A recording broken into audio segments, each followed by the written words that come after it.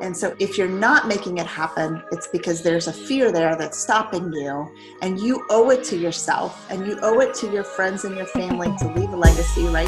Potentially your children, to make that dream happen, and to bring it to fruition. So go face your fears.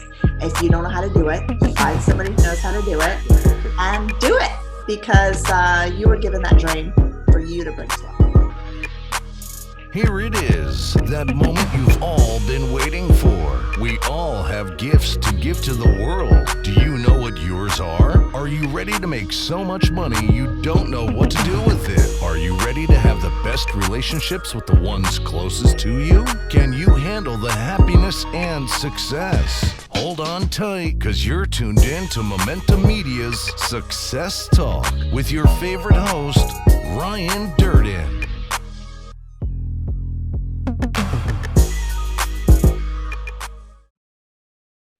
All right, everybody, welcome back. We have Rachel Gilmore on the show today. Rachel is a freedom coach and transformational speaker.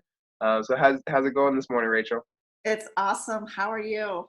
Doing well. So I know we were talking earlier about the snow over there and the difference between our weathers. So I'm in Arizona and Rachel's in Charlotte, North Carolina. Uh, so it's a little different, but she said it's sunny out there. So Rachel, how long have you been coaching? Oh, wow. Well, so prior to like life and business coaching, I was fitness coach. So I had a fitness studio and I did personal training and I did some wellness coaching. And that's really when I got into life coaching, because I realized that everybody came through the door, whether they were looking to lose weight or get in their best shape. There was some catalyst in their life that was happening. And so a lot of life coaching was just happening organically. So I'm going to say for probably about the last 12 years, I've been coaching. Wow. So it was pretty easy transitioning in from fitness into life coaching. Yeah, I wouldn't say easy. Anytime you're an entrepreneur, it's a little bit different. I would say the biggest difference is when I had my studio, people would walk in the door. Mm-hmm. So when people wanted to get in shape or lose weight or whatever, they would walk in the door. And so there was a little bit more traditional advertising. I actually had a place that people came to, versus coaching is mostly online. And you do have word of mouth, but it's not like a physical location people walk in the door to. So it was a little bit of a learning curve, because prior to that, all the businesses that I owned were brick and mortar, where you walked in the door. So we did more traditional advertising, and this was a little bit different. So there was a little bit of in terms for what it was for me, the coaching part was easy for me. What's been challenging for me is the learning of the online marketing. That has been a challenge for me. Getting clients. Yeah, through online marketing. That's, I always say, like, don't make me do tech stuff. Like, I love to get inside of people's heads, and that comes very naturally to me. But when you put me on tech and you want me to like create stuff, funnels, and so I'm like, oh my goodness, that's where my challenge lies. So what do you think has worked the best for you so far? Honestly, it's building relationships. So one of the things that I did early on when I closed my studio is I started what was then a networking group. And so we would get together weekly and network, and refer business and that sort of thing. And so there was a lot of relationship building happening there. And then I realized that I didn't want to do traditional networking. I wanted to do more coaching. I wanted to help people reach their goals. And I found that so many people would show up at these events and they would pass business cards and expect to get business. And I'm like, there's a better way. There's a different way. And perhaps they have to grow to meet the level of what they want to achieve. So I was, of course, getting clients through that, but also then I wanted to teach these people. So we transitioned into more of a training, leadership, coaching, kind of accountability, let me hold your hand and guide you through this journey platform. So that was really kind of the big thing that I started doing, was building relationships. And the challenge with that was, now I'm in Charlotte, North Carolina, and all of my clients are in Charlotte, North Carolina. I'm doing online coaching and my clients are in Charlotte, North Carolina. So I'm like, okay, I have to embrace getting on this online world and connecting with people outside of Charlotte. Yeah, that's cool. So, where did like, where did you start? Like, I know you did some Isagenix, is that right? Some network marketing. I did. Is that the reason why you kind of transferred from fitness into this world, or did that have anything to do with it? So yes and no. The answer is both. When I had my fitness studio, of course, I was approached on a daily basis with companies wanting me to sell their products. Yeah. And I was at an event actually in Dallas, Texas, doing it was a certification course or something in the fitness world. I don't remember what it was. And I connected with the lady who was doing Isagenix. And I was like, no, thanks, not interested. And I get approached with stuff all the time. I believe in, eating this way, that way. Well, long story short, I ended up developing a relationship with her, and I ended up seeing some results from clients. And then I knew it wasn't like Photoshopped, because I had this relationship with her. Yeah. And so then I ended up trying it myself, and I had a couple of my favorite clients using it, and people were getting really phenomenal results. So I kind of dove pretty hardcore and heavy into Isagenix for a while and did really well with it when I had my fitness studio. But what ended up happening was I went through a major shift in my life over a course of a couple of years. I ended up very sick. I ended up going through a divorce, my whole world kind of started crumbling down. And that was about the time that I was making the transition out of fitness and into life coaching. And so it was more of I needed to close my studio for health reasons. Mm-hmm. Was there like a specific book that you first read that got you into life coaching, or was it like a person, or you just going out and seeking it? So interestingly enough, when I was a psychology major, and I dropped out of college and I didn't get a degree, but I loved psychology. So kind of the natural, it was very natural for me to connect with people and to see what they don't see. So, and I think that the best coaches, right, that's all. We're just here to help guide people to what they don't see so that they can make those changes. And so it just kind of has always come really naturally for me. So I found myself naturally doing it and being drawn to. And I remember at one point thinking, I'm making way more money as an entrepreneur than I would ever be as a psychologist. And I'm getting to help people. And I feel like, in a lot of ways, I'm giving them real tools, and I'm there and I can share my experiences, and there's greater transformations happen. So I've read so many books. I could share with you some of the books that I've read that have been very impactful in my life. But for me, it's almost like been a journey my entire life, getting to this point where I'm just, each step has gotten me closer to my highest purpose. Mm-hmm. And so, one of the things I always say to clients is they're like, I start here and then I change my mind and I want to do this and I want to do that. I'm like, each thing we do, each business I've owned several businesses prior to the fitness center. I had a pet resort, each of those taught me life skills and lessons and things that I need to do in order to be where I am today. So none of those, I was never on the wrong path. I was always on the right path.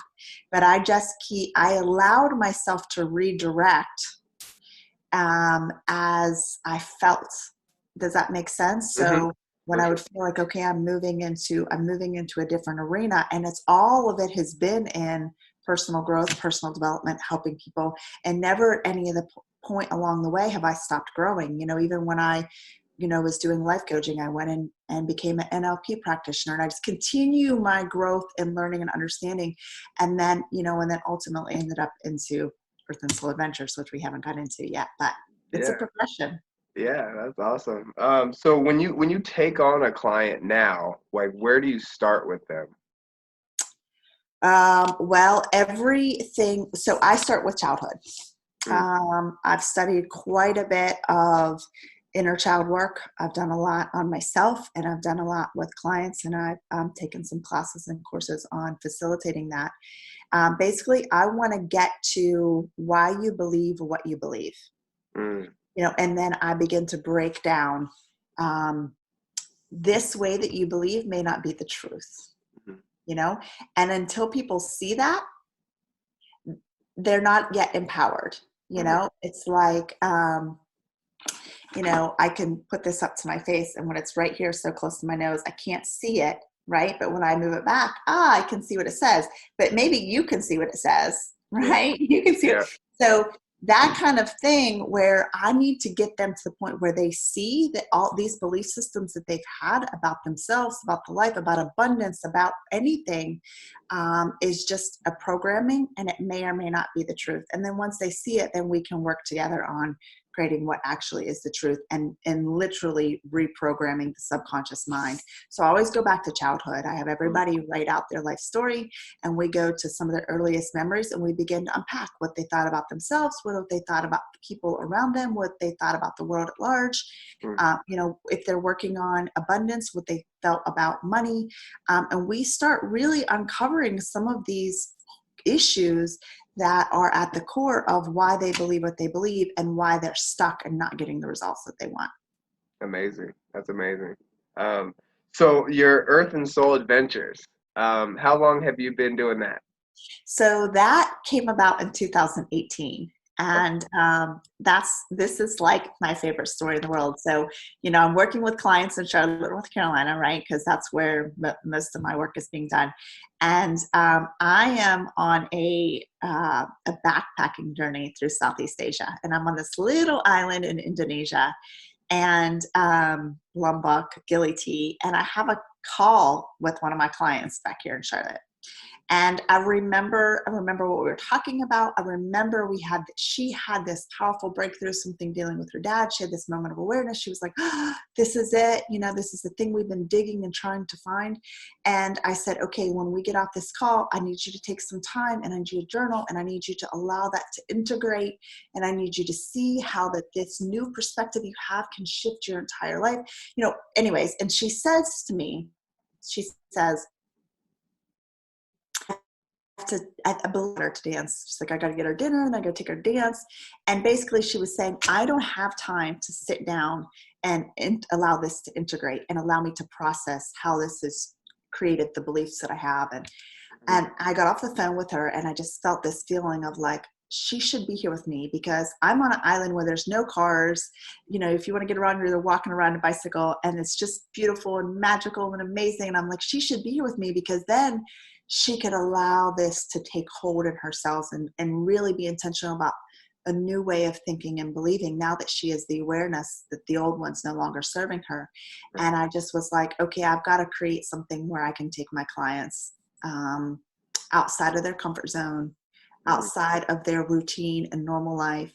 And so then I started doing some research. Is there research showing that when you take somebody out of their environment, that the healing can happen? And, you come across these quotes like, you can't heal in the same environment in which disease was created, right? Mm-hmm. And I'm like, there's something to this.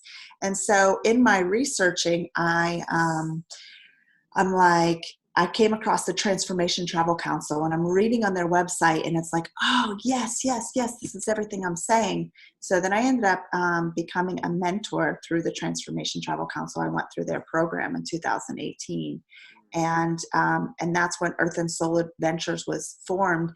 And it's not a retreat. We're not going on a retreat. We're not sitting and working on a workbook all week long. I'm literally taking people on adventures where I'm getting them outside of their comfort zone, because when somebody's outside of their comfort zone, when they're facing a fear, their subconscious mind starts telling you everything you need to know why they're afraid to do this thing.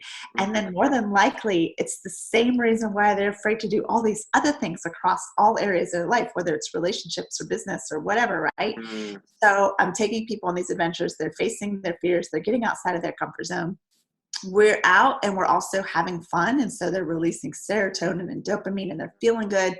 they're becoming vulnerable because they're trusting me and they're opening up to me. And so we've really created an environment in which somebody's trusting me to share anything and everything with me so we can get to the root of the problems. And then they're just sharing what their fears are, and we're able to process through things very quickly. And then we have time because they're not at home, they're not in their routine, they don't have distractions, they're not being triggered by sights, smells, sounds, to where we can really begin to create a new neural pathway in the brain, one in which they know what they want, and they've been able to identify this way. I have been believing is not the truth. Here's the truth. So you see what I'm saying? It's starting a new programming, and we have enough time on these trips. We do like the ones abroad are 10 days to really get some solid footing, grounding in a new belief system so that when they come back home, they have a really strong foundation for moving forward with these new belief systems. That's outstanding. That's amazing that you thought of that and yet you're doing it. How many people do you usually take on these journeys? It depends. I did a couple. It was just me and one couple. And we went and did an adventure, and that was beautiful and amazing. And I loved working with that couple. And then I've done groups of 4. I've done groups of 8. I think the biggest one I've done so far is 12. So my goal, ideally in a perfect world, would be somewhere around 8 people. It's a really good size. It's intimate. The connections are strong, and people become lifelong friends afterwards. Yeah, for sure. Where are some of the places that you've been? Indonesia. I went to Bali because Bali is one of my favorite places in the world. I love Bali. I want to take everybody to Bali. In fact, I'm going back there in October, taking a group. Puerto Rico. Puerto Rico is actually an amazing place. I love Puerto Rico. I don't think that we don't hear enough about Puerto Rico. That was a really great place to go. Nepal. And then I want to do one in Portugal. So I'm basically right now working with doing some shorter ones here in the United States, and then some longer trips abroad. That's cool. So yeah, people, I mean, you make it affordable, right? Like people can do it in the States, so they don't have to go to Bali. So do you have like different packages that you offer? Yeah, so I do weekend adventures too. So like right now, every weekend, just about every single weekend, I take a group hiking, rock climbing. We do different things, and it's just, a one-day adventure. And so I've kind of shifted my coaching. I still do a little bit of one-on-one coaching online, but what I hope to by the end of this year have a complete shift to where if I'm working with somebody, there's going to be an adventure involved. So if they're local, then we would go on a day adventure together. And if they're not local to me, then we would identify something in their area that they could go do, because they could go on an adventure. If you've never been hiking, and that's the adventure we decide on, and you decide, okay, this Saturday I'm going hiking, and you go out alone. Yeah. When you get on that trail and you start up that trail, your mind is going to start running wild, telling you all the reasons why you should quit or whatever, right? Yeah, right. And so then we can unpack that and see why they're, it's such a powerful tool for me to really help them realize that these belief systems that they have are universal across all areas of your life, and where we need to go to work on changing them. So my coaching program is shifting to, if you want to work with me, you're going to have to be willing to go on some adventures. Well, have you ever thought about skydiving? Yes, actually, the group that goes rock climbing with me here, that's one of the things they want to do, is they want to go skydiving as well. So yeah, can you imagine? You're like getting ready to jump out of an airplane and your mind is like talking. Blah, blah, blah. Yeah, that's crazy. That's awesome though. Yeah, you guys should definitely do the skydiving thing for sure. You can come and go with us. Yeah, I'll go. I'm so scared to do it. Really? I told myself I would never do it, but then like something clicked last year, and I'm like, I'm not gonna be here forever, so I might as well just get out and just do it and just face my fears, right? Yeah. So did you do it? I haven't done it yet. I haven't done it yet, but I want to really bad. It's amazing. I love it. I've been 3 times. 3 times? Yeah, and what's interesting is each time the fear is less. Mm-hmm. right? Like the first time it's totally unknown. You're wigging out a little bit. You're like sweaty palms. You're like, clenching a little tight. And then the second time you're like, okay, I've done this once. I'm still really scared, but I've done this once. So I know what to expect. Yeah. The third time I was so calm. I was so level-headed. I was tandem, and the guy jumping with me, he's like, you could be a professional skydiver. He's like, he had been doing it like over 20 years. He's like, I've never had anybody so emotionally calm. Yeah. And I think about it and I thought, this is really parallel to life, because the more that we face our fears, the more we are willing to face the fears. And we might not be comfortable when facing them, but we almost know that we're going to be okay when we face them, right? And then, and when we get to a point where we keep facing our fears over and over and over again, we get to a point where we're like, I can do this. I'm calm. I'm level-headed. My palms aren't sweating. I'm in a really good emotional state, and I'm just facing my fears. And that's really, I think, what we want to get everybody to, because we're all just living within our comfort zones, and it's keeping us from living our greatest potential, right? So it was a really good for me to witness how I am. So now I like to think of myself as like a professional fear facer. If it brings me fear, that's probably an indication I need to do it. We were out in Leavenworth, Washington last week for a Transformation Travel Council gathering. And it was 28 degrees out. And there's a river, and that river was probably 15 degrees below zero. We're like, let's strip down and get in, And I'm like, absolutely, I'll do it. And people are like, oh my God, you're so crazy. I'm like, I'm at a point though where I'm like, let's do it, because I know that I'm going to gain some vital, it builds confidence. It's like, if I can do this, I can do anything. So what else am I not doing because I'm afraid of? Well, let me go and face that fear. Right. And that's the only way to grow, right? Right. Yeah. So when are you jumping out of an airplane? Soon. So where can everybody find you? Do you have a website, Facebook group? Just start dumping all your stuff. Earth and Soul Adventures, earthandsouladventures.com. On Facebook, I've got a Facebook page and a Facebook group. I'm on Meetup as well, but locally only, here in Charlotte. But yeah, so if you go jump on the page, you can see some of the things that we're up to, some of the trips we have planned are coming. And life is always an adventure. So go take yourself on an adventure, and perhaps it will show you the truth of who you really, really are, which is an amazing, capable human being who can accomplish anything that you put your mind to. And perhaps sometimes you just need somebody saying, you got this, you can do this. That's right. So if you want to leave just one more thing with the audience, just to remember you by, a quote, a saying, a slogan, whatever it is that you want to leave with the audience. What just came to my mind is everything that you desire is on the other side of fear. Mm-hmm.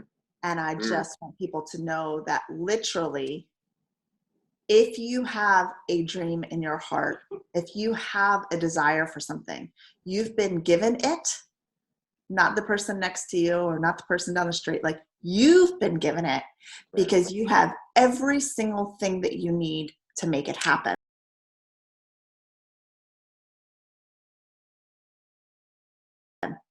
And so if you're not making it happen, it's because there's a fear there that's stopping you, and you owe it to yourself, and you owe it to your friends and your family to leave a legacy, right?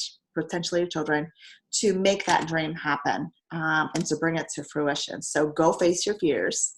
If you don't know how to do it, find somebody who knows how to do it and do it, because you were given that dream for you to bring to life.